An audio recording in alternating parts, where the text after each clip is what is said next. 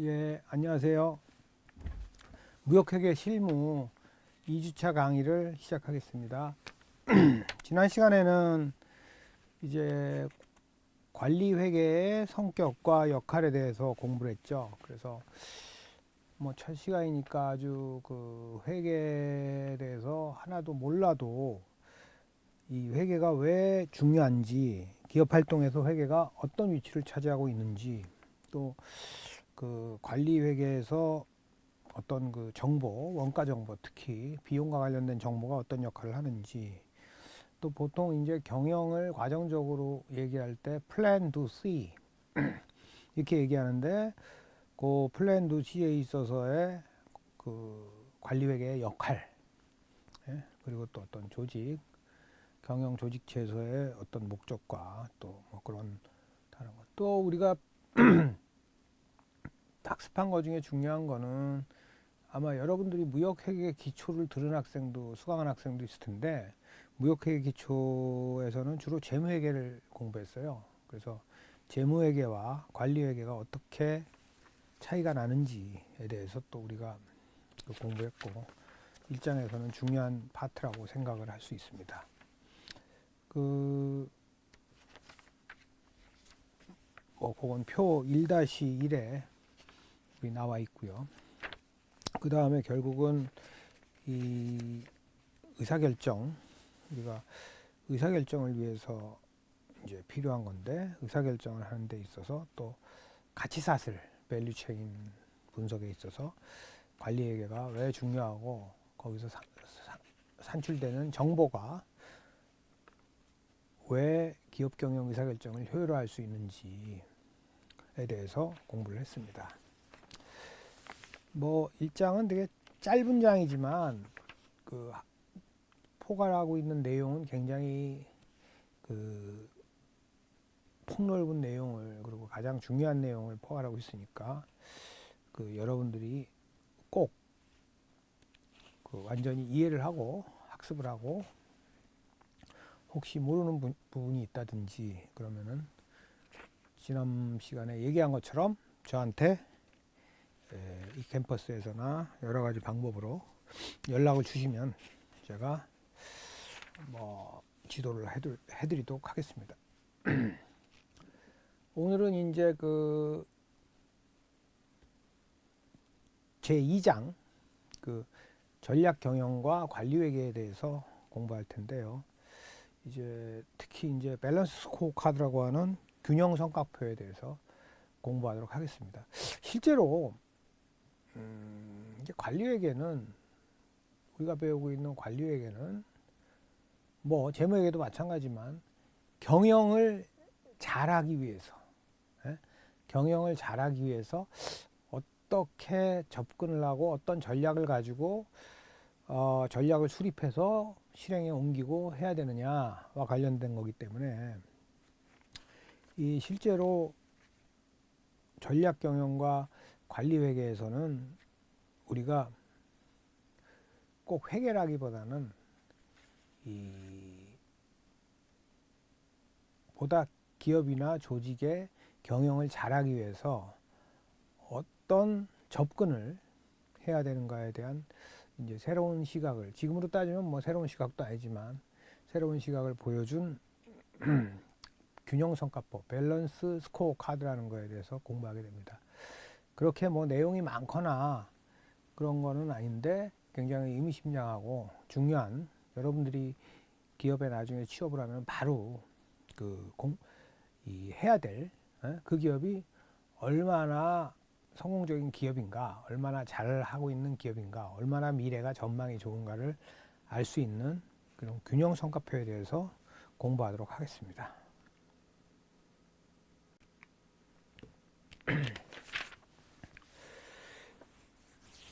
그러면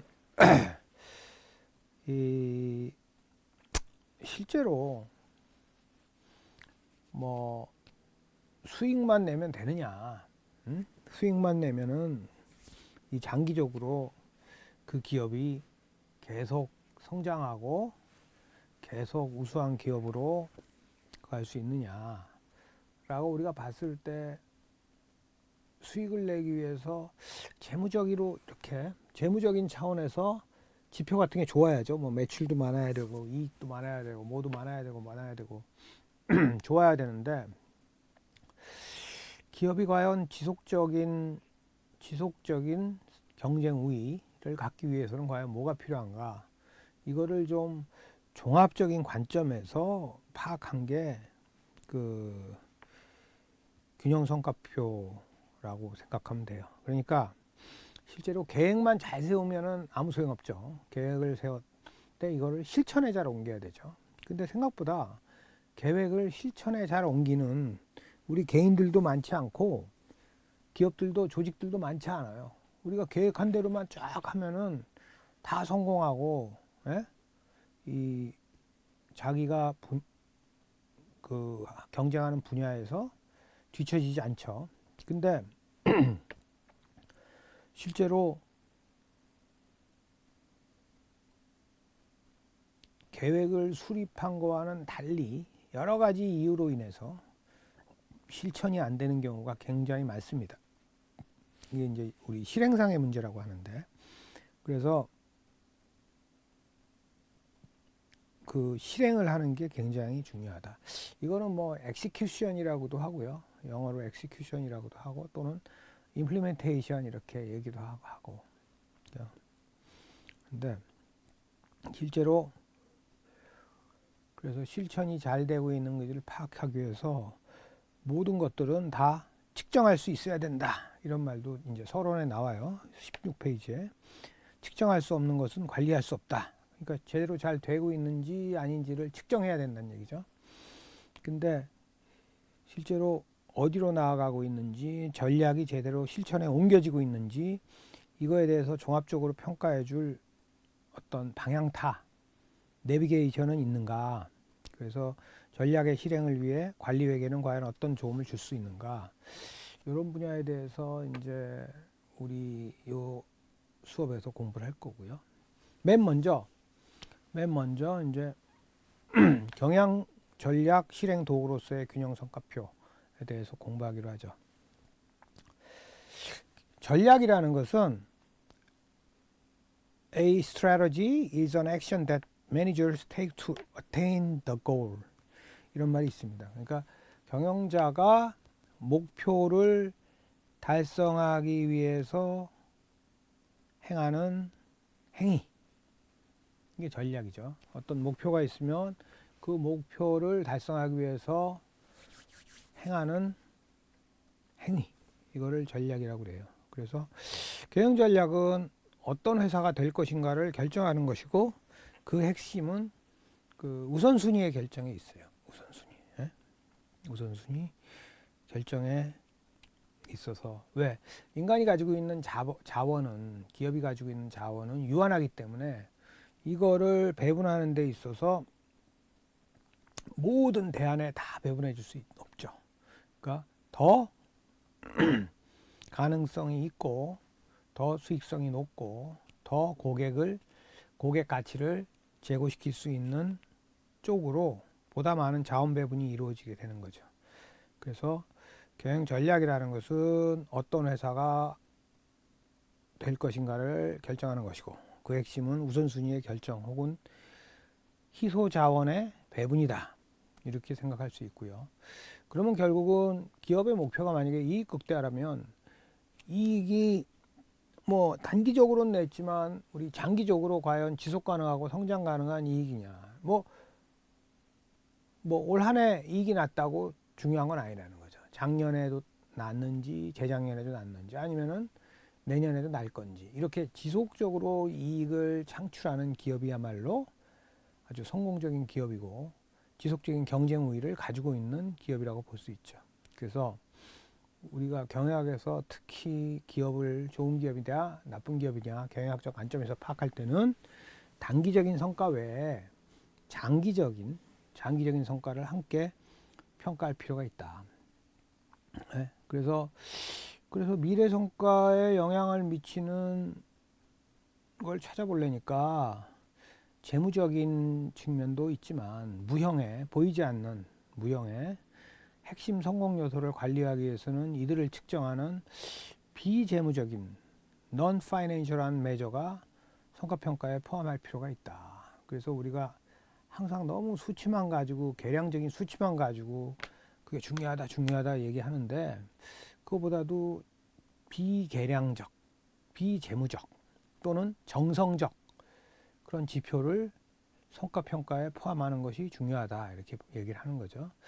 그런 걸로는 뭐 과연 고객이 만족하고 있느냐, 우리 AS 센터의 성과평가다. 예를 들면 그 애프터 서비스 센터에서 성과, 그리고 고객이 그러면 레커멘데이션, 추천을 해주냐, 고객 대기 시간이 얼마나 짧으냐, 또 AS 처리 건수가 얼마나 늘어나고 있느냐, 이런 것들을 보는 것들이 굉장히 중요한 그 성과평가 요소인데, 이거는 계량 지표를 통해서는 알 수 없는 것일 수도 있다. 수익만 보는 그거를 통해서는 알 수 없기도 하다라고 얘기를 하는 거죠.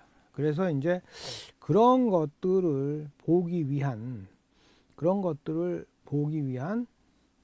그 균형 성과표를 우리가 그 새로이 개발해낸 그 학자들이 있어요. 그래서 이제 케플란 앤 노턴이라는 분이 밸런스드 스코어 카드, BSC라고 굉장히 유명한 겁니다. 여러분들 꼭 알으셔야 되는데, 경영 전략이라는 것은 조직의 한 분야만 잘해서 되는 게 아니다. 굉장히 다양한 조직 부문도 있고 다양한 사람들, 구성원들도 있는데 이게 구체적인 행위로 연결돼 있다. 이것들을 연결하고 서로 번역함으로써, 서로 결합함으로써 전략의 어떤 실효성, 효과성을 높이는 도구가 밸런스 스코어 카드, BSC다. 이러고요. 그래서 조직의 장기적 성과를 극대화하기 위해서는 재무지표는 물론 비재무지표를 통합적으로 활용하는 성과평가 시스템이 중요한데, 요걸 한번 해보자 그래서 개발하는 게 BSC라고 할 수 있고요. 이후 경영 전략을 통합적으로 실행하는 도구로 발전하고 있습니다. 그래서 많은 기업들이 이거 채택해서 뭐 효과를 보기도 하고, 그래서 조직 내 활동들을 인과관계에 기초해서 연결시킴으로써 조직의 성과를 관리하는 새로운 시각이다. 그래서 먼저 직원들을 교육시키는 거를 비용이라고 생각할 게 아니라, 교육을 시키니까 이 사람들의 업무 능력이 향상되더라. 그리고 그걸 가지고 고객이 만족하는 것도 더 늘어나더라. 그러면은 또 아울러 재구매율, 고객들이 우리 회사 제품을 다시 사는 구매율도 증가하더라. 또 기업의 미래 수익성도 그러면 좋아지더라. 그래서 결국은 직원에 대한 교육 훈련이 여러 단계를 거쳐서 종국적으로 기업의 미래 수익성 증대에도 영향을 미치는 거. 네? 물론 교육 훈련 비용을 쓰면 단기적으로는 비용이 들어가니까는 단기 순이익에는 부정적이지만, 장기적인 측면에서는 그 효과를 보는 그런 시각이라고 볼 수 있겠죠. 그래서 우리 그 19페이지 요거 한번 읽어보세요.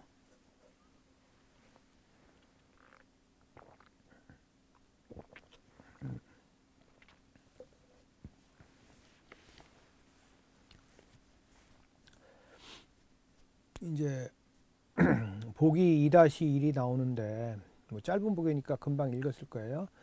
2011년도에 여러분들 그 프로야구 또 메이저리그 베이스볼 좋아하세요? 네. 이제 거기 진출하기 전에, 미국의 메이저리그 베이스볼 진출하기 전에 국내에 있을 때 이제 사실은 한화는 성적이 굉장히 별로 안 좋았는데, 유현진이 이제 거기서 굉장히 투수로서, 우리나라 최고의 투수로서 활약을 하고 그럴 때 사례인데, 그 당시 한화 이글스의 한대하 감독은 3일, 그러니까 2011년 8월 3일이겠죠. 롯데전을 앞두고 류현진을 재활군으로 내려보냈다. 한 달 가까이 쉬었지만 다시 부상이 재발해 안타깝다. 이제는 언제 돌아올 기약이 없다 라고 했어요. 그래서 하나하나 경기가 아쉬운 상황에서 특히 이제 8월이면 막바지로 이제 여름에 이렇게 그동안 페넌트 레이스에서 이제 순위가 결정돼가는 이제 플레이오프 포스트 시즌에 이 진출을 하느냐 못하느냐 결정하는 거는데 쉬운 결정은 아니었지만 한대화 감독은 팀과 선수의 내년 시즌을 위해 무리하지 않는다는 입장이다. 이거 보세요. 단기적으로는 조금 무리해서도 해야 그 우리가 뭐 5위까지 포스트 시즌에 진출하나요? 그러는데 이게 장기적으로 봐야 된다. 에? 그래서 좀 더 쉬게 하고 내년 시즌에서 확실히 해가지고 더 높은 성적을 우수한 성적을 보게 하자. 이런 것들이 어떻게 보면은 그 단기적인 성과를 희생하죠. 장기적인 성과를 그 기업이라든지 조직 입장에서는 그게 굉장히 중요한 거죠. 그렇게 보는 거죠. 그래서 경영 환경이 기존의 어떤 경영 방식, 수익성만 추구하는 단기적인 수익성만 추구하는 경영 방식으로는 조직의 성과를 지속적으로 창출하기가 어려워요. 네? 그런데 이게 아니라 눈에 보이지 않는 뭐 물건이 잘 팔린다, 생산 제품이 잘 팔린다 이런 거 말고 경쟁력 확보를 위해서 무형의 자산을 활용할 수 있는 기업 역량을 갖추는 것이 중요하다. 에? 무형력 보이지 않지만 그 어떤 겉으로 나타나고 보이질 않지만 기업의 경쟁 우위의 원천이 되는, 그래서 무형자산이라는 것은 고객과의 어떤 관계라든지 제품이나 서비스의 뭐 혁신성 또는 품질, 뭐 종업원의 기술과 동기부여, 또 정보기술의 활용 능력 등. 그러니까 어떻게 보면 장인 정신 같은 경우도 그렇죠. 뭐 이렇게 기술이 굉장히 모던 현대적이지도 않고 작업 공간이 좋지도 않고 그런데 장인으로서 뭘 하나 해도 되게 좋은 제품을 만들고 뭐 이래가지고 굉장히 그 인기가 있고 그런 경우가 많죠. 그런 것들을 어떻게 보면은 이제 무형자산이라고 할 수 있죠. 그 사람만 알고 있는, 그 장인만 알고 있는. 그래서 무형자산의 측정치로서 고객이 얼마나 만족하고 임직원이 얼마나 역량이 있는가와 같은 비재무지표가 미래의 재무성과를 미리 알려주는 그 선행지표다. 리딩 인디케이터가 될 수 있다. 리딩 인디케이터다 하면은 미래에 이런 게 좋으면 고객이 만족하고 있고 지금 당장 수익성은 조금 떨어지더라도 고객이 만족하고 있고 임직원의 역량이 뛰어나고 열심히 하고 이런 게 있으면 이거는 미래에 아마 재무성과가 좋아질 수 있다. 이렇게 해서 우리가 생각할 수 있다는 거죠. 그래서 영리조직을 먼저 봐요. 결론적으로 말하면 영리조직뿐만 아니라 비영리조직에서도 균형 성과표는 큰 영향을, 중요한 영향을 미치는 좋은 접근법이라고 생각할 수는 있는데, 영리조직의 밸런스드 스코어 카드의 4가지 관점을 보면 재무 관점에서는 첫째, 주주가 만족하고 있는가, 주주가 만족하고 있는가, 고객 입장에서는 고객이 만족하고 있는가, 또 내부 프로세스 관점은 고객 만족을 위해서 필요한 내부 역량을 기업이 갖추고 있는가, 마지막으로 내부 인적 자원, 뭐 내부 사람들이죠. 내부 사람들과 시스템이 학습하고 성장하는가, 이런 4가지 측면에서 봐야 된다는 거죠. 그러니까 재무, 고객, 내부 프로세스, 학습과 성장, 이렇게 4가지 관점에서 이거를 보는 것이 중요하다라고 생각하는 게 이제 균형 성과표라고 생각하면 됩니다. 반드시 알아주세요. 재무 관점, 고객 관점, 내부 프로세스 관점, 학습과 성장 관점. 재무 관점에서는 결국은 주주가 뭐 주가도 오르고 배당도 많이 받고 이익을 많이 내야죠. 주주 입장에서는. 또 고객이 고객 만족을 위해서 내부 역량을 갖추었는가, 내부의 인적 자원과 시스템이 학습하고 성장하는가, 이 4가지가 있다는 거 보고요. 먼저 재무적인 입장에서 보면 관점에서 보면 주주의 입장에서 기업 목표를 제시하고 성과를 평가합니다. 그래서 뭐 예를 들어서 ROA라고 하죠. Return on Asset, 총자산 이익률 목표를 9%로 설정하고 이를 달성하기 위한 구체적 방안을 실행한 후 실제 성과를 목표와 비교하는 거죠. 그래서 9% 이상이 꼭 올라가도록. 예? 그리고 어떻게 보면은 이건 재무적인 관점이기 때문에 기존에서도 뭐 영업이익률을 몇 %로 가져갈 거냐, 매출액을 뭐 1조 클럽에 들어가겠다라든지 뭐 이런 것들을 생각할 수 있어요. 또 전통적인 성과평가 체계와 유사해요. 그래서 뭐 여기에 객관적 지표로 사용되는 것은 나중에 또 알게 주당 순이익, 그래서 earning per share, 그래 쉐어가 이제 주식이란 얘기잖아요. 쉐어홀더 그러면 주주고, 일주당 이익이 얼마나 나느냐, 에? 일주당 이익이 얼마나 나느냐, 그거를 이제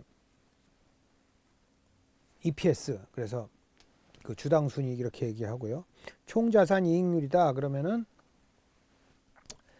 그 Return on Asset, 그래서 총 자산에 대한 수익이 얼마냐, ROA. 그리고 그래서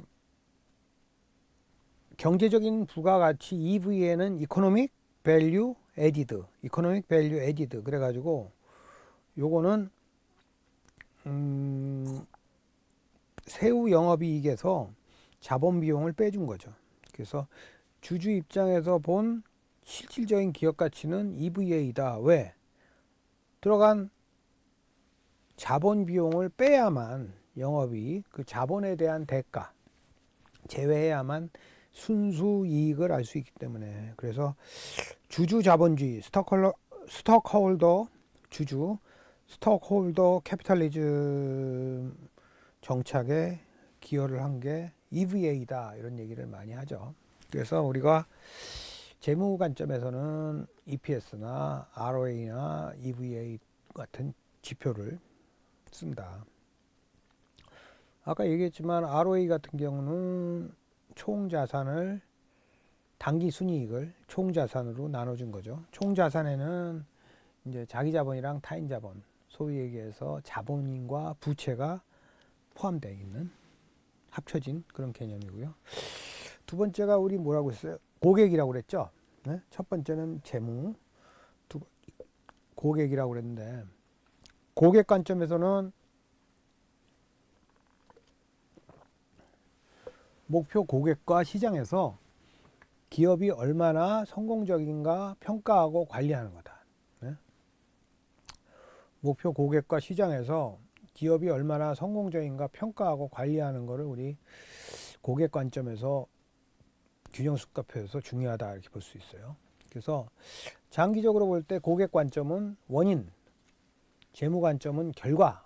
왜? 고객이 만족하면은 많이 산다, 또 산다, 자주 산다, 뭐 이래가지고 효과성이 있다고 보는 거죠. 그래서 고객 만족을 위한 지출은 단기 재무 성과에는 마이너스예요. 이게 바로 그 효과가 나타나는 건 아니죠. 그렇지만 한번 그렇게 지출을 많이 해놓으면 그 다음부터는, 우리가 자동차를 산다고 해봅시다. 자동차를 한번 사는데 여러 가지 고객이 가지고 있는 원하는 바를 비용이 들고 뭐가 들고 하지만 많이 해주면, 에? 해주면 나중에는 어떻게 돼요? 두 번째, 세 번째나 딴 사람들 소개시켜주고 그럴 땐 비용 하나도 안 들고 새로운 고객들을 확보할 수 있는 거죠. 에? 그런 것들이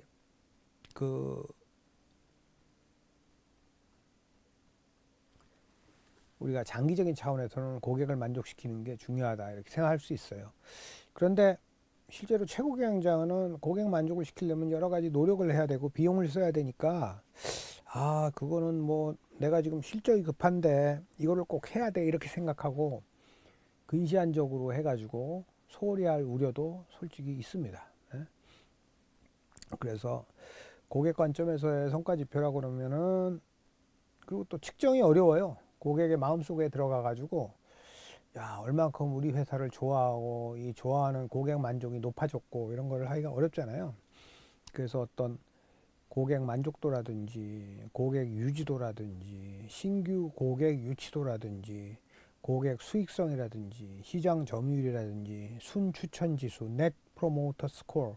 그러니까 새로운 고객한테 얼마나 추천을 새로 해주는지 등과 같은 다양한 시도와 접근을 해서 고객 관점에서의 성과 지표를 파악을 할 수 있습니다. 다음에는 이제 내부 프로세스, 인터널 프로세스 관점에서 보는 거죠. 인터널 프로세스다 그러면은 이제 고객의 가치 창출을 위해서 필요한 핵심 내부 활동 또는 내부 운영을 파악하고 그 개선 방향을 구체적 목표로 정하여 관리하는 거라고 생각할 수 있습니다. 그러니까 우리 그런 거 있죠. 딱 보면은 좀 어디 음식점에 가서 뭐 식사를 한다고 해도 어떤 그 음식점의 시스템이라 그럴까? 내부 프로세스라고 그럴까? 이런 게 깔끔하게 잘 되어 있는 그런 음식점들 있죠. 그러면 기분도 좋고 뭔가 이렇게 내가 원하는 바를 정확하게 신속하게 제공받는 것 같고 해서 참 만족감이 높아지죠. 그래서 고객 가치 창출을 위해서 필요한 핵심 내부 활동 또는 내부 운영을 파악하고 그 개선 방향을 구체적 목표로 정하여 관리하는 것을 이제 요 내부 프로세스 관점의 균형성 과표에서 추구하는 거고요. 그래서 내부 프로세스 강화를 위한 지출은 고객 만족을 통해서 장기 수익성에는 공헌하지만 단기적으로 내지는 단기 수익성을 악화시키므로 재무 관점과 단기적으로 상충하는 관계가 있을 수 있어요. 그래서 뭐 우리가 뭐 그 ERP 시스템, 전사적 자원 관리 말하자면 이제 기업의 조직의 컴퓨터 시스템 모든 걸 갖추는 거죠.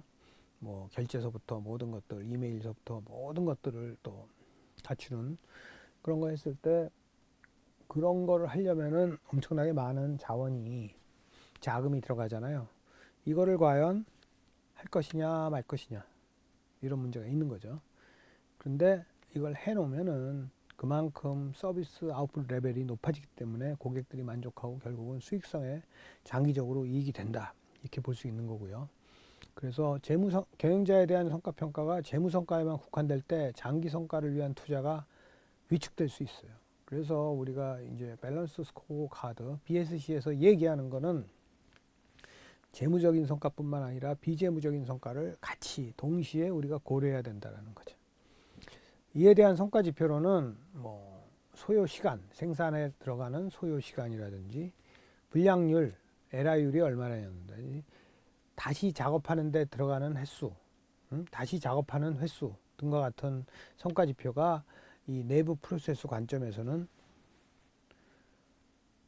체크할 수 있는 그런 성과 지표라는 거죠.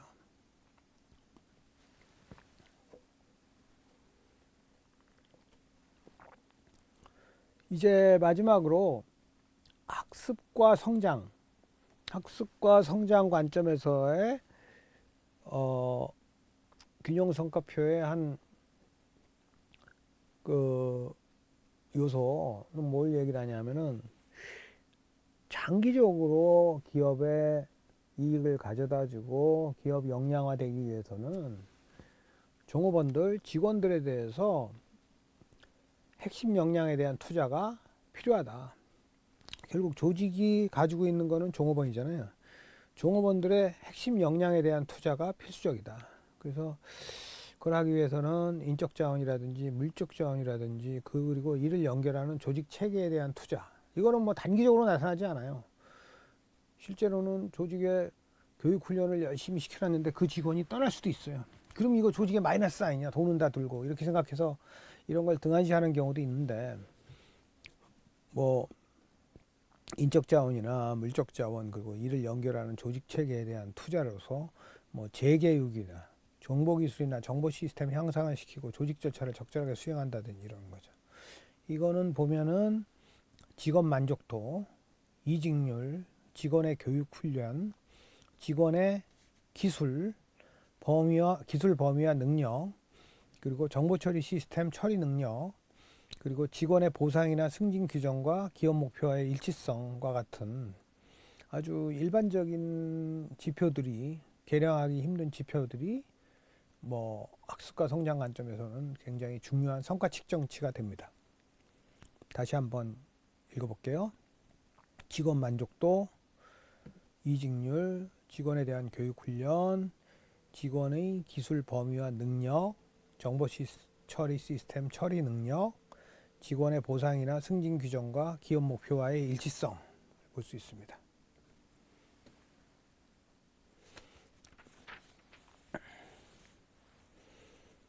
그러면은 이제 우리가 이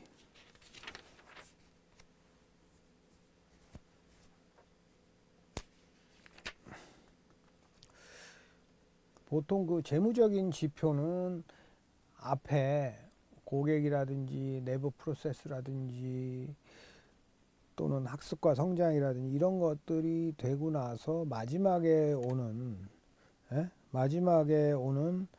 객관적 지표이자 후행 지표, 레깅 인디케이터라고 할 수 있는데요.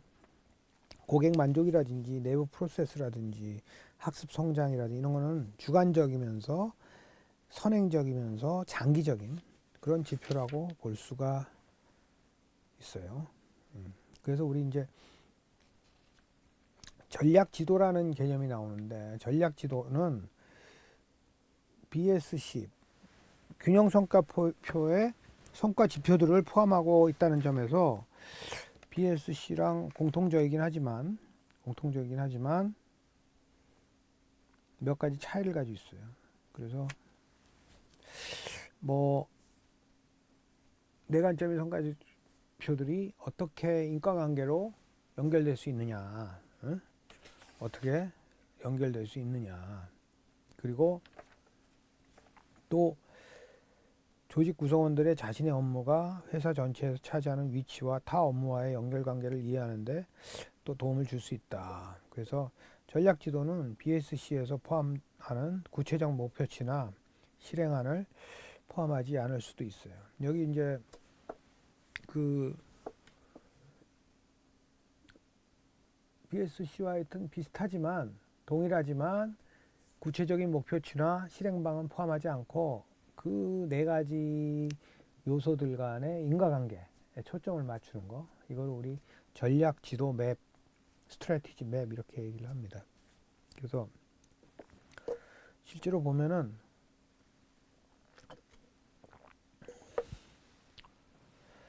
이 네 가지 관점과 연결성에 대한 앞에 그 슬라이드를 보면은 우리가 하여튼 최종적으로 요구하는 거는 투자 수익률이에요. 최종 목표는 재무적 돈이 돼야 되는 거죠. 수익성이 창출돼야 되는 거예요. 근데 밑에서부터 다시 올라가 보면은 일단 직원들이 만족을 해야, 직원들이 만족을 해야 그러면은 직원들이 더 열심히 일하고 기술을 익히고 노하우가 증가돼요. 그래서 학습과 성장 관점에서 직원들의 경쟁력, 기본적인 뭐 숙련도, 뭐 경쟁력 이런 게 좋아집니다. 그러면 그걸 통해서 보다 높은 품질의 제품이나 서비스를 생산할 수 있는 프로세스를 갖추게 되는 거고요. 그리고 결국 음식점이나 뭐 요식업체 같으면은 조리 시간이 단축되는 거죠.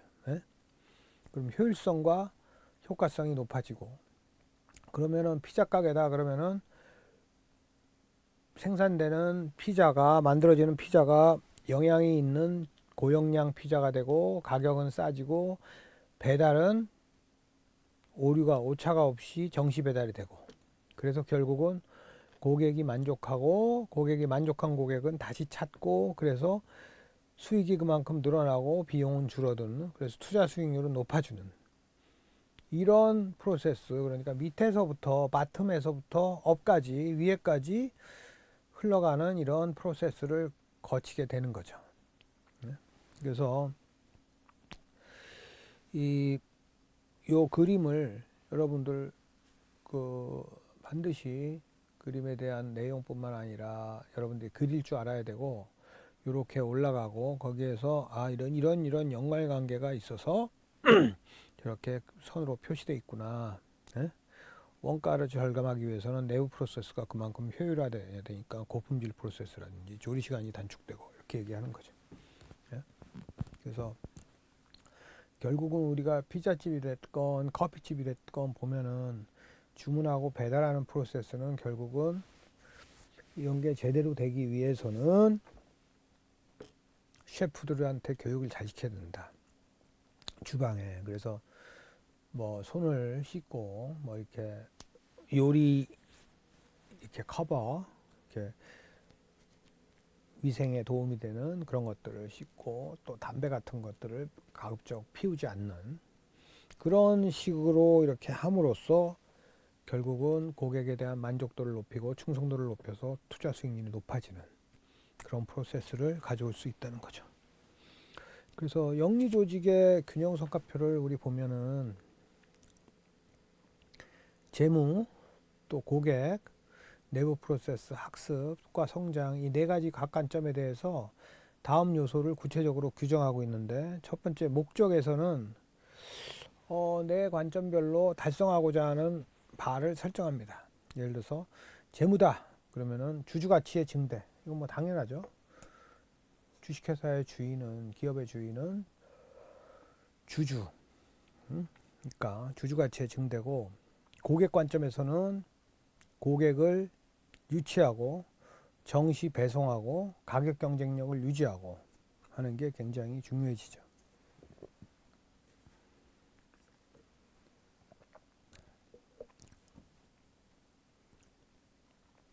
성과 지표로서는 목표 달성 여부 판단 기준 선정해서 주주 관점의 성과 지표를 주식시장의 시가총액, 뭐 총자산 이익률, 당기순이익 이런 식으로 우리가 설정해 놓은 그 어떤 기간에 초에 시작하면서 설정해 놓은 그 내부적인 목표를 성과 지표를 달성했는지 이런 거를 파악하는 거죠. 그래서 각 성과치의 목표치는 결국은 뭐 시가총액을 2천억 원은 되게 하자. 결국 주주 가치를 높이자는 거죠. 주가를. 총자산 이익률은 10%로 가자. 당기 수익은 200억 원으로 가자. 이와 같은 목표치를 설정을 하는 거죠. 마지막으로 실행안에 있어서는 목표치를 달성하기 위해 취할 구체적 실행안으로서 조직 단위, 계층, 담당 업무에 따라서 다르게 규정합니다. 예를 들어서 조직 전체의 목적을 달성하기 위해 각 개인이나 부서가 무엇을 해야 하는지 구체적으로 안내하는 역할을 하는 걸 이제 실행안 이렇게 얘기를 하죠. 예. 그래서 여기 목적 여기 앞에 보면 목적, 성과지표, 목표치 그리고 마지막에 실행안까지 결국은 이 밸런스 스코어 카드에서 다음의 요소를 구체적으로 이제 규정하는 방식대로 이게 작성이 된다 볼 수 있어요. 그래서 아까와 같은 그 밸런스 스코어 카드를 이제 전략 지도 균형 성과표의 관점은 네 가지죠. 맨 왼쪽에 보면 재무, 고객, 내부 프로세스, 학습과 성장 관점 이렇게 네 가지가 있는데 지금까지 공부한 걸 여러분들이 한번 이렇게 살펴보세요. 이해가 되나? 예.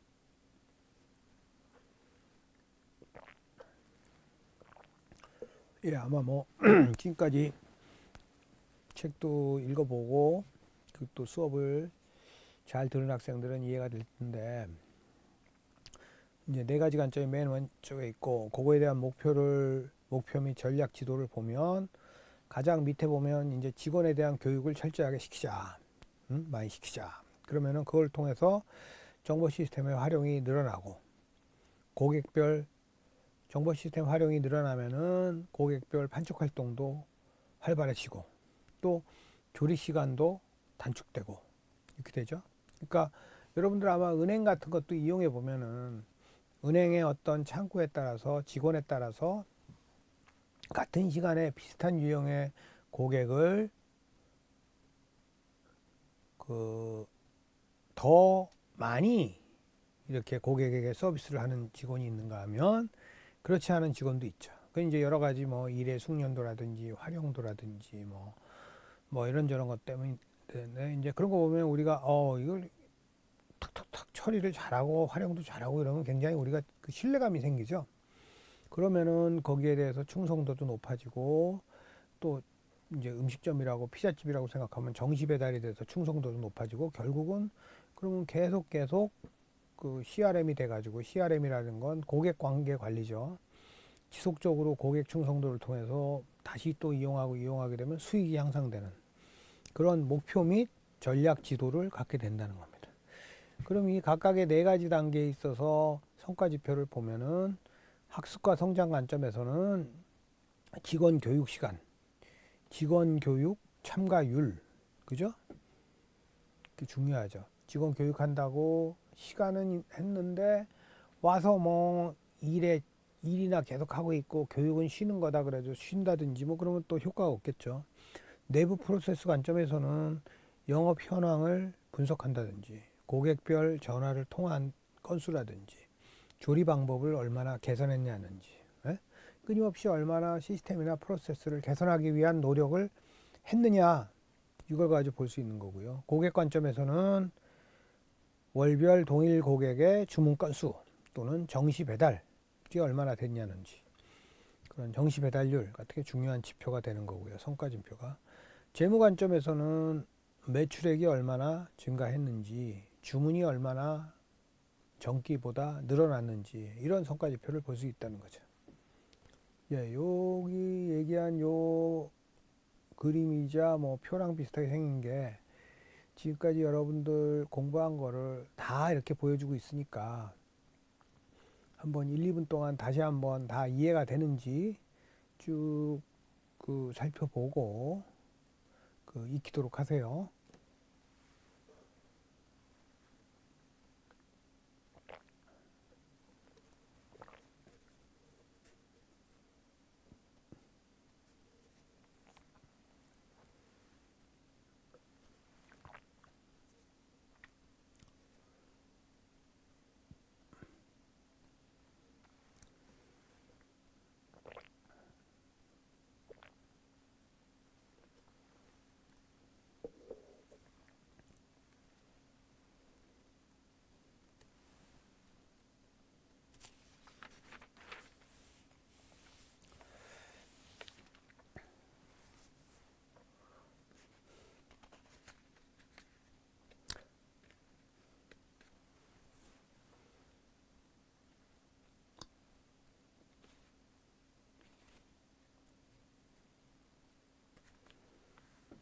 이제 한번 지금까지 다 이해를 했고 해서 눈을 감고 한번 생각해 봅시다.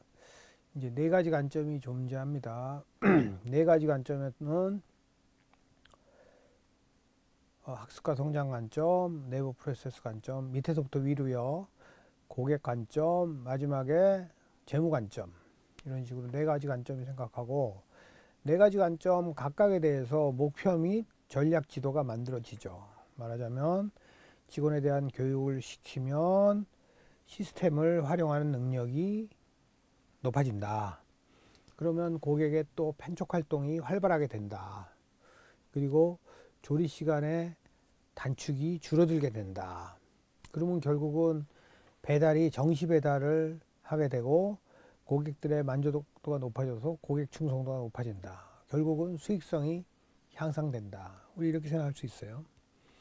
그러면 이제 결국은 돈을 버게 되는 것이고 이거에 따른 성과 지표는 학습과 성장 관점에서는 직원 교육 시간, 직원 교육 참가율, 또 내부 프로세스 관점에서는 영업 현황 분석 건수, 고객별 전화 통화 건수, 조리 방법의 개선 건수, 또 고객 관점에서는 월별 동일 고객의 주문 건수, 정시 배달률 이런 게 하고요. 마지막 재무 관점에서는 매출액 증가율, 주문 증가율 이런 식의 성과 지표들이 중요하게 인식되고 있습니다. 예, 지금까지 거의 그 균형성과표에서 이제 뭐 중요한 부분 다 했고요. 뭐 지금까지 이제 여러분들 다 이해하셨을 텐데 이제 비영리 조직의 균형성과표를 넘어가기 전에 마지막으로 하여튼 요 그림을 여러분들이 완벽하게 이해를 하고 그리고 넘어가기를 하겠습니다. 그래서 이제 24페이지를 보면은 뭐냐 하면은 그러면은 영리 조직에서만 균형성법과 효과가 있고 비영리 조직은 그런 거 안 해도 되냐? 그런데 비영리 조직도 영리만을 추구하지 않는다는 거지만 모두 이렇게 똑같은 예?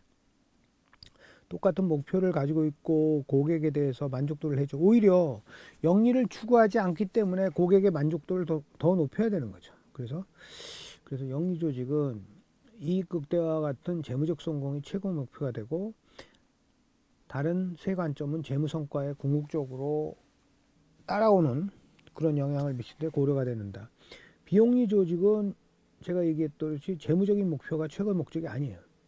그 대신 비영리 조직이 존재하는 미션의 달성이 최고 목적이 돼야 된다. 그래서 최근 나온 예를 보면은 관세청은 우리나라로 들어오거나 나가는 모든 물품을 신속하게 통관하는 한편 관련 법규를 엄정하게 집행하고 국가 재정과 국민 경제를 보호하고 사회 안전과 국민 생활 위해 요소의 유입을 차단하며 합법적인 국제 교육과 여행자 이동을 촉진하는 것을 목적으로 한다. 결국은 결국은 국제 교육과 여행자 이동을 합법적으로 촉진하는 것을 목적으로 규제하는 게 아니라는 거죠. 규제하는 게 아니라 하여튼 그러면서 그거를 이용하는 고객들의 이익이라든지 그 행복, 뭐 안전 이런 걸 극대화한다는 거죠. 그래서 비영리 조직은 단체의 재무 관점은 자원 관점이라는 하위 관점으로 존속하기도 하고 다른 관점의 내부에 포함되기도 해요.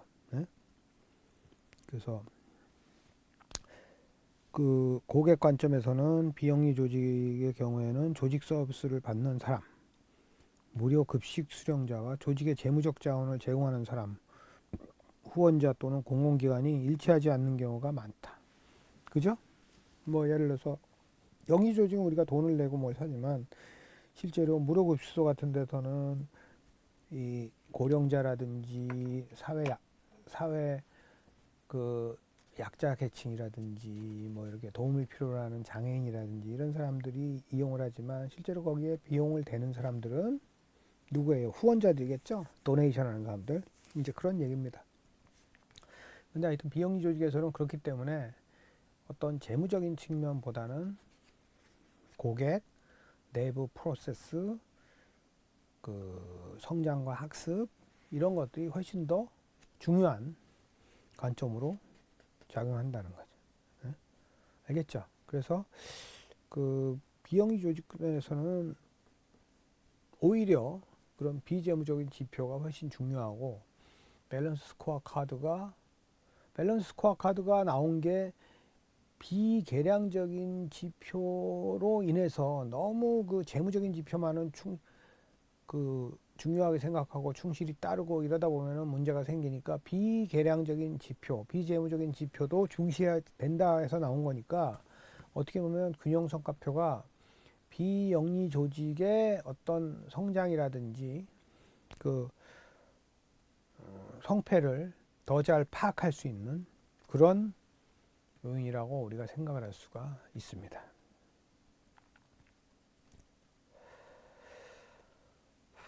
그 다음에 이제 균형성과표의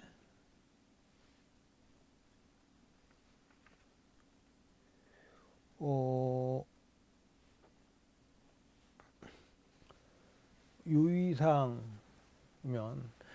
전략 실행력을 높이기 위해서는 기업의 경영 시스템이 항상 팩트, 사실에 기초한 학습 체계가 돼야 한다는 거죠. 사실에 기초한 학습 체계가 돼야 된다라는 게 있어요. 그래서 이건 무슨 얘기냐면은 기업의 성과를 사실대로 파악하고 정확한 원인 분석을 통해서 성과를 개선하기 위한 방안이 도출되고 실천에 옮겨지는 경영 시스템이 설계 운영되어야 한다. 그러니까 어떻게 보면 우리가 이제 기업의 회계가 중요한 이유 중에 하나도 기업의 현재 위치를 정확하게 파악해야 되니까 뭐죠? 뭐 2020년이라고 그러면은 2020년 지금 3월인데 1월부터 3월까지 썼던 비용으로 처리가 안 되면 안 되겠죠. 그죠? 그러니까 그런 것들을 정확하게 얘기하고 이익이 많이 나지 않았는데 꼭 이익이 많이 난 것처럼 가지고 있어도 안 되고 비용을 많이 썼는데 비용을 덜 쓴 것처럼 그렇게 하고 있어도 안 되고 정확하게 팩트에 기초한 그런 학습 체계가 돼야 된다라는 게 이제 균형 성과표를 작성할 때 유의사항이라고 볼 수 있습니다. 그래서 기업의 성과를 사실대로 파악하고 정확한 원인 분석을 통해서 성과를 개선하기 위한 방안이 도출되고 실천에 옮겨지는 경영 시스템이 설계 운영되는 것이 중요하다 이렇게 볼 수 있고요. 또 하나 이제 균형 성과표는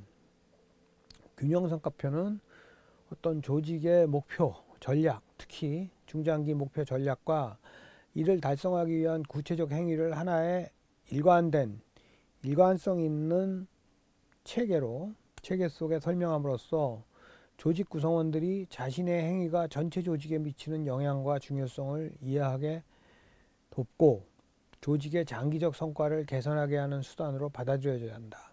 균형 성과표는 그런 게 있죠. 그래서 단기적으로 이익을 좀 더 내는 게 중요한 게 아니라 장기적으로 내가 이익을 좀 덜 내더라도 지속적으로 이익을 창출할 수 있고 이게 장기적으로는 더 큰 이익으로 나한테 다가올 수 있는 게 더 중요하다 이런 얘기입니다. 이제 25페이지 균형 성과표의 효과 좀 이제 책에서 앞뒤가 좀 바뀌었는데요. 이제 여기서는 우리 이런 거 생각해 볼 수 있어요. 여러분 이런 얘기가 있죠. 뭐 인생은 성적순이 아니잖아요. 갑자기 제가 무슨 얘기하냐고요? 우리가 이제 인생은 성적순이 아니잖아요. 이런 말을 하면은 뭐 예를 한번 그렇게 들어봅시다. 여러분 이해를 편하게 하기 위해서. 여러분들이 대학을 다니면서 이렇게 수업을 듣고 학점을 따고 이러는 거는 재무적 지표예요. 그죠? 나중에 내가 1학년 1학기는 몇 학점을 들어가지고 뭐 학점이 몇 점이고 2학기는 몇 점이고 뭐 하여튼 8개학기 이상을 수강을 해가지고 총 GPA가 몇 점이고 이런 게 나오잖아요. 그죠? 그런 거는 재무적 계량 지표라고 할 수 있어요. 맞죠? 그런데 실제로 여러분들 나중에 사회에서 한번 보세요. 공부 잘하고 학점이 우수했던 학생들이 꼭 사회에 나가서 성공의 척도가 뭔지는 모르겠지만 뭐 예를 들어서 뭐 돈을 많이 버는 것도 그거고 뭐 사회적인 지위가 높아지는 것도 뭐 그거고 회사에서 높은 자리로 가는 것도 그러고 근데 그게 반드시 일치하지 않잖아요. 왜 그래요? 그게 이제 제가 보면 균형 성과표로 설명할 수 있을 것 같아요. 거기서 성적이라든지 출석 일수라든지 학기에 몇 학점을 들었냐 이런 것들은 계량, 재무지표예요. 그죠? 그런데 그거 외에 보세요. 뭐 친구들을 잘 사귀었다. 그럼 인간관계 같은 거, 대인관계 같은 게 또 중요하죠. 그리고 그 사람이 얼마나 이 스스로 이렇게 친구 관계라든지 가족이라든지 뭐 이로부터 지원도 받고 서포트도 받고 공부하거나 뭐 이렇게 살아가는 데 있어서 뭐 또 이런 거 있는가 이런 것도 중요하죠. 예? 그런 걸 뭐 일종의 내부 프로세스와 관련된 뭐 역량, 그 자신의 영역뿐만 아니라 그런 것도 중요하고, 또 마지막으로는 이 사람이 얼마나 성실하고 얼마나 윤리를 갖췄고 겸손하고 태도가 어떻고 뭐 이런, 그 사람이 또 얼마나 뭔가 배우려고 노력을 하고 이런 것들 있죠. 예? 성장하려는 또 그 사람의 동기부여라든지 학습 태도라든지 이런 것들도 영향을 미치죠. 그래서 잘 보세요. 실제로 이런 그 사람의 뭐 학점이면 학점뿐만 아니라 이런 여러 가지, 오히려 학점보다 훨씬 중요한 거죠. 이런 비재무적인 지표들이, 비계량 지표들이 그 사람의 인생의 그 성공에는 더 큰 작용을 하게 되는 거죠. 그죠? 그래서 가급적이면은 여러분들 뭐 대학 다니면서 동아리도 해보고 또 외국 가서 뭐 이런저런 경험도 많이 하고 이런 것들이 실제로는 뭐 학점을 꼭 그 A 학점을 받고 이런 것도 중요하지만 그런 거 못지않게 더 중요할 수도 있다. 그래서 인생은 성적순이 아니잖아요 라는 말이 어떻게 보면 이 밸런스 스코어 카드를 잘 얘기한 거 아닌가, 이런 생각을 제가 한번 해봤어요. 그래서 여러분들이 아마 요거를 들으면 더 이제 이해하는데 좋을 것 같아서 제가 한번 얘기를 해준 겁니다. 어떻게 그렇게 동감하시나요? 공감을 하시나요?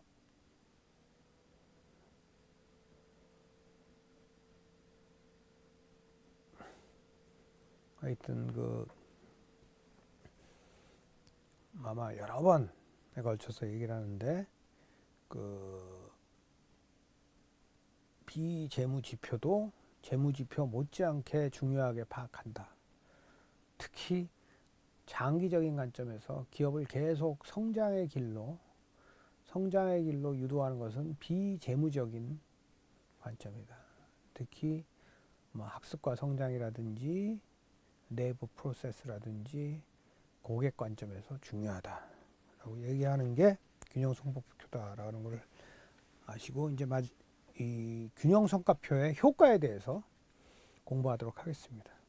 근데 요게 뱅커, 포터 앤 스리니바산, 이건 사람들 이름입니다. 아마 미국에 있는 교수들, 학자들 이름이에요. 그러면은 이거는 어떻게 여러분들 보시냐면, 뱅커, 포터, 스리니바산이 2000년도에 쓴 논문에 나와 있는 겁니다. 예? 그래서 이 26페이지 맨 위에 있죠. 26페이지 맨 위에 있는데,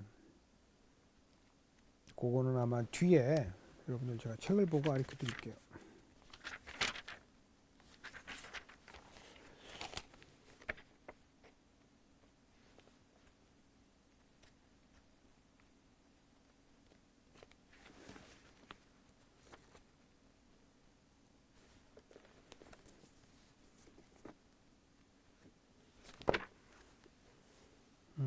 아이고, 책 밑에 있죠.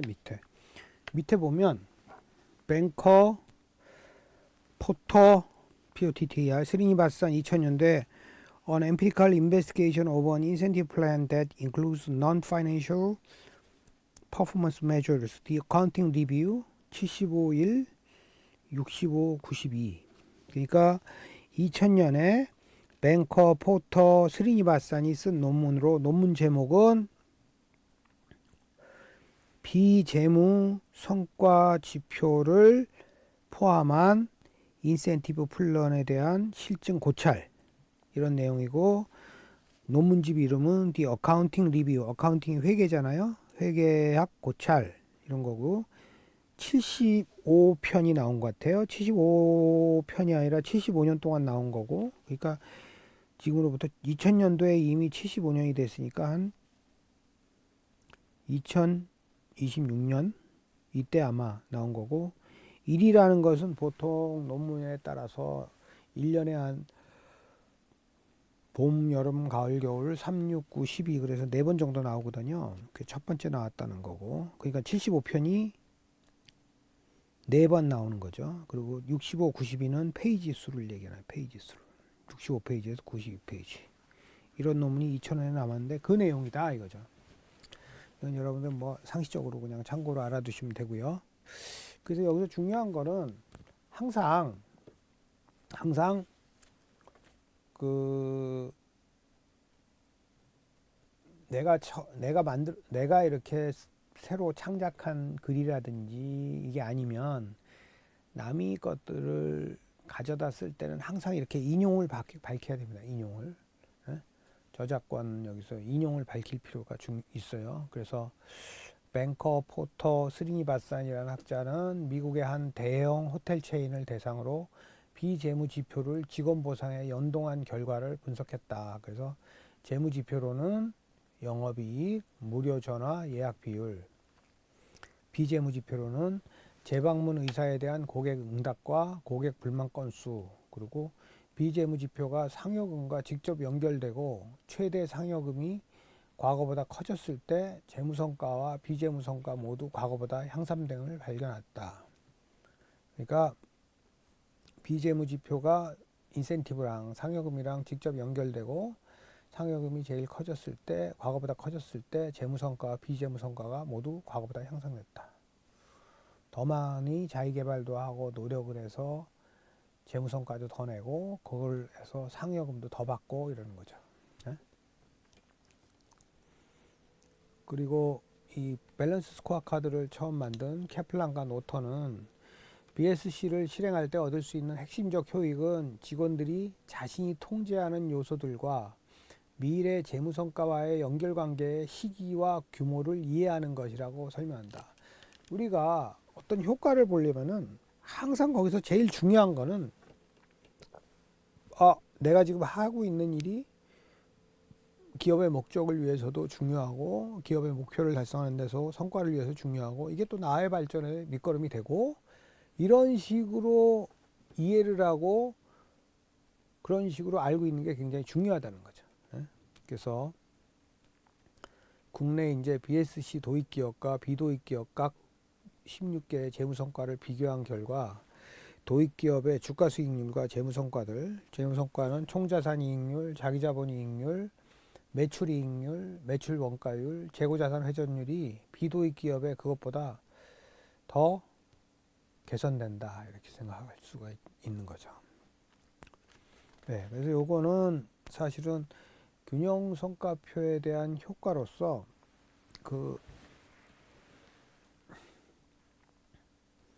실제로 그런 연구들이 있어서 요게 매우 중요하다는 거를 여러분들한테 이제 알려주는 거고요.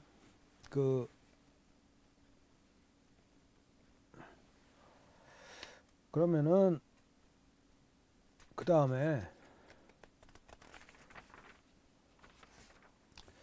이 마지막으로 이제 경영 전략이랑 어떻게 이 재무성과표 이게 어떻게 연결이 되느냐 이런 거를 이제 여러분들 보면 되는데 이제 미션 얘기가 나와요. 미션은 아마 국제통상과 기업 경영 내지는 뭐 마케팅 수업 제 수업 시간에서도 배우고 그러는데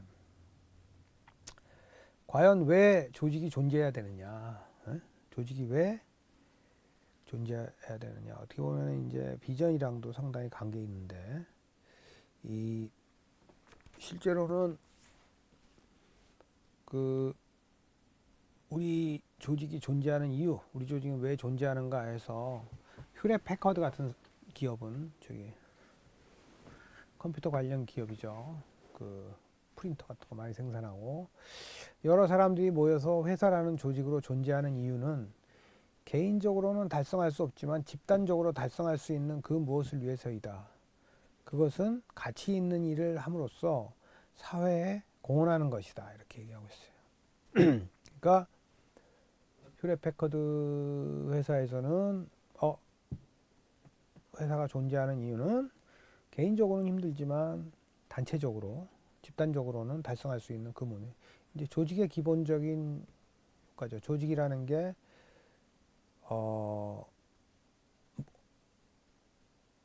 특정 목표를 가지고 체계화된 구조화된 사람들의 집합 이렇게 얘기하기 때문에 3M 이러면은 해결되지 않은 문제를 혁신적으로 해결하는 게 3M이다. 해결되지 않은 문제를 혁신적으로 하는 게 그 조직의 미션이다. 이렇게 얘기를 하고 있는 거죠. 그리고 또 중요한 게 이제 가치라는 게 나오는데 가치는 목표를 달성하기 위한 과정에서 조직의 행동이나 선택의 지침이라고 할 수 있어요. 그래서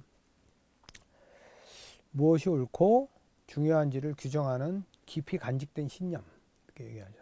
그래서 우리 경영 활동, 기업이라는 것은 무언가 소비자에게 이 미션을 달성하기 위한 가치를 창출하는 거다. 그래서 가치를 창조하고 제공하고 전달하고 또 소통하는 그런 거다. 이런 식으로 마케팅에서 많이 얘기하고 있고요. 그래서 마케팅에서는 어떻게 보면은 효용, 뭔가 하여튼 쓸모가 있는 그런 거를 개념으로 사용하죠. 그래서 특정 제품이나 서비스로부터 얻은 총 편입 빼기 총 원가, 코스트 베니핏이 여기서 나오죠. 나중에 배우게 될 텐데, 베니핏 빼기 코스트. 그래서 고객 가치의 창출이라는 것은 고객들에게 경쟁자보다 더 높은 가치 효용을 주는 상품 서비스를 제공하는 것을 의미한다. 이렇게 얘기할 수 있어요. 다음에 이제 비전 얘기가 나오는데요. 비전은 우리 조직이 장기적으로 도달하고자 하는 상태는 무엇인가? 우리 지향점은 뭔가? 는 질문에 답하는 거예요. 그래서 전략의 방향을 설정하고 구성원들에게 동기를 부여할 수 있도록 하는 거. 이게 우리의 비전이다. 이렇게. 그래서 예를 들어서 뭐 삼성 같은 경우에 이제 비전을 보면은 2020년 안에 삼성을 세계 5위의 브랜드로 키우겠다. 세계 5위에. 되게 좋은 회사죠. 예? 우리가 그 세계 5위로 키우겠다. 네? 그 삼성전자의 비전을 제가 또 찾아보니까 디지털 컨버전스 혁명을 주도하는 기업, 디지털 컨버전스 혁명을 주도하는 기업 이렇게 보고 있어요. 어떻게 보면은 장기적인 목표, 바람직한 미래상이 전략 방향 설정, 동기부여로 되는 게 비전이라고 볼 수가 있죠. 그 다음에 전략은 아까도 처음에 얘기했죠. 뭐 an action that managers take to attain the goals. 뭐 이건데 전략이라는 미션과 비전을 달성하기 위해 필요한 구체적인 지침을 제시하는 거고 시장에서 지속 가능한 차별성을 갖추고 경쟁력 있는 기업이 되기 위해서 어떤 계획을 실행해야 하는가를 보여주는 게 전략. 그러니까 우리의 목표 내지는 비전 내지는 그 미션이 있겠죠. 이거를 달성하기 위해서 과연 어떻게 가야 되느냐. 우리가 이렇게 볼 수 있어요. 여러분들 오늘 수업을 하고 수업을 끝나서 집까지 가려고 그러는 방법도 여러 가지잖아요. 과연 어떤 길로 누구와 함께 어떻게 가다가 어떻게 해서 갈 것이냐. 이거 뭐 하나의 이 집까지 가는 거를 목표라고 가정을 한다면은 그런 전략이 되겠죠. 그랬을 때 내가 제일 만족감도 높고 효율적이고 효과적이겠냐. 그래서 지속 가능한 차별성은 경쟁 업체에 비해 보다 큰 가치를 고객에게 제공하는 것.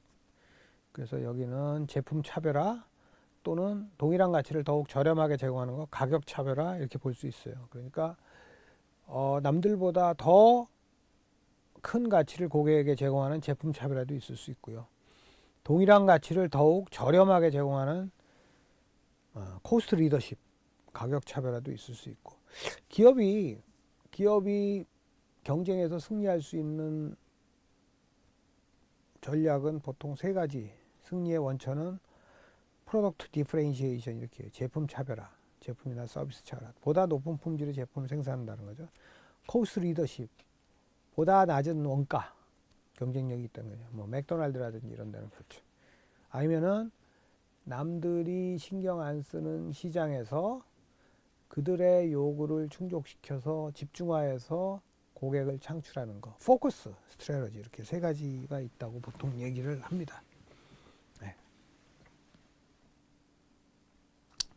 그래서 책에 보면은 이제 뭐 LG 디스플레이 뭐 좋은 회사죠. 디스플레이 쪽으로 비전이 You Dream We Display 글로벌 넘버 1 디스플레이 컴퍼니. 핵심 역량으로선 고객 지향적 마케팅 역량 강화, 시장 선도 제품 기술 개발, 최고 경쟁력 생산 체제 구축, 최적 공급망 구축, 관리 효율 극대화, 1등 지향 조직 문화, 이런 핵심 역량을 가지고 있고요. 핵심 가치로는 열린 소통, 능동적 협업, 변화와 도약, 열정 전문성, 팀워크, 이런 인재상을 가지고 있습니다. 그래서 You Dream We Display 뭐 이런 비전을 가지고 있고, 여러분이 꿈꾸는 미래가 LG 디스플레이가 펼쳐야겠습니다. 그래서 여기서 여러분들한테 숙제를 하나 내겠는데요. 숙제는 뭐냐 하면, 이런 기업들을 하나 선정해서 이 기업들이 그 비전은 어떻고, 뭐 전략은 어떻고, 목표는 어떻고, 핵심 역량은 어떻고, 어떤 사업부로 구성되어 있고, 최근에 그 기업의 가장 최근에 경영 성과는 어떻고, 이런 거를 정리해서 레포트로 내시기 바랍니다. 다시 얘기하면, 한 기업을 이렇게 LG 디스플레이를 하듯이 그 기업의 재무제표라든지 이런 거를 확인할 수 있는 기업을 찾아서, 또 그 기업의 홈페이지라든지 이런 데 들어가면 뭐 비전이라든지 미션이라든지 고울이라든지 핵심 역량이라든지 핵심 가치, 인재상 같은 거 찾을 수 있잖아요. 그런 것들을 해서 나중에 이제 수업을 할 때 발표도 하고 토론도 하고 그런 기회를 갖도록 하겠습니다. 그래서 LG 디스플레이의 뭐 재무 관점, 고객 관점, 선진 프로세스 관점에서, 성장 동력 관점에서는 그 이런 식으로 밸런스 스코어 카드를, 전략 지도를 한번 만들어 볼 수 있겠다 했는데, 여러분들도 뭐 예를 들어서 뭐 알리바바다, 알리바바를 이제 했다라든지, 삼성전자를 했다라든지, KT를 했다라든지, 그러면은 그 기업의 재무 관점에서는 어떻고, 고객 관점에서는 어떻고, 선진 프로세스 관점에서는 어떻고, 성장 동력 관점은 어떻고, 이렇게 전략 지도를 한번 그려볼 수 있겠죠. 요 김진환 외라는 2010년도 BSC 도입기업의 KPI는 키 퍼포먼스 인덱스입니다. 인과관계 검증 연구. 그래서 LGD 사례, 회계저널 19, 이런 것들 찾아서 확인하면서 그런 것들을 해서 그 오늘로부터 2주 후에 제출을 받도록 하겠습니다. 그때 이제 상황이 오프라인 수업이 되면 수업 시간에 제출하면 되고, 그렇지 않으면은 그때 가서 또 다음 시간에 수업을 할 때 제출 방법이라든지 뭐 이메일로 제출한다든지 이런 것들을 제가 말씀드리도록 할게요. 하여튼 숙제로 기업 하나를 선정해서 그 기업의 뭐 비전서부터 미션서부터 목표서부터 전략서부터 이런 것들 다 연구해 가지고 전략 지도 맵을 틀리건 맞건 재무, 고객, 선진 프로세스 관점, 성장 동력 관점에서 한번 찾아서 그려보고요. 그리고 재무제표를 한번 그 상장기업인 경우에 찾아 들어가서, 가급적 그러니까 상장기업을 해야겠죠. 찾아 들어가서 어떤 상황에 있는지를 한번 파악하기 바랍니다. 다 인터넷이나 이런 걸 통해서 할 수 있습니다. 그래서 재무 관점에서는 이렇고, 고객 관점에서는 이렇고, 뭐 선진 프로세스 관점에서는 이렇고, 성장 동력 관점에서는 이렇고, 이런 식으로 그 김진환 외 이런 정리된 게 있으니까 이런 걸 참고해서 한번 만들어 보기로 하죠. 예. 그리고 책을 보시면은 여러분들 지금 균형 성과표 유의사항까지 했죠. 지금까지 한 걸 다시 한번 내용을 정리해 드리면은, 밸런스 스코어 카드는 전통적인 관점, 주로 재무를 추구하는, 재무적인 성과를 추구하는 전통적인 관점에 몇 가지 관점을 추가한 성과평가 체계다. 고객이라든지 내부 프로세스라든지 학습과 성장 관점이 추가했다. 이거는 그래서 사후적인 성과평가라기보다는 사전적으로 이렇게 먼저 선행적으로 해서 재무적인 성과가 장기적으로 일관되게 나올 수 있도록 하는 거고, 조직의 목표라든지 전략 행위의 일관된 체계를 추진하고 조직 구성원 행위가 조직 전체에 미치는 영향과 중요성을 이해하고 조직을 전반적으로 우리가 이렇게 경영을 해야겠다. 예? 장기적인 성과를 개선하는 수단이다. 이렇게 볼 수 있어요. 그리고 전 계층의 조직 구성원의 적극적인 참여가 굉장히 중요하다. 예? 우리 실행 문제를 위해서 이렇게 얘기할 수 있고요. 그리고 28페이지, 29페이지 보면은 LG 필립스 LCD에 대한 밸런스 스퀘어 카드 적용했더니 이런 효과가 있었다는 사례가 있어요. 그래서 그거 보고 생각해 봅시다를 하고요. 또 그 국립공원관리공단에 대한 게 29페이지 나와서 BSC를 실행했더니 처음에는 막 규제 일반도로 불법 단속하고 입장료 진수했더니 별로 좋지가 않았어요. 규제 일반도로 가니까. 근데 어떤 BSC를 도입해서 생태복지 서비스 전문기관 탐방 조정하고 서비스 인프라를 강화하고 그랬더니 사람들도 북한산 둘레길을 많이 이용하고 오히려 환경 훼손도 덜 되고 이런 효과가 있다는 건 뭐 재밌는 사례니까 여러분이 읽어보고 생각해 보기로 해요. 예, 오늘 일단 강의는 챕터 2 균형성과표에 대해서 공부했습니다. 뭐 자세히 읽고 뭐 설명 듣고 책 읽으면 그렇게 어려운 개념 아닌데 또 그렇게 쉬운 개념도 아니에요. 근데 굉장히 중요한 개념이니까 반드시 익히고 또 균형성과표에 관한 연수 문제 31페이지부터 33페이지까지 풀어보고 그러기 바랍니다.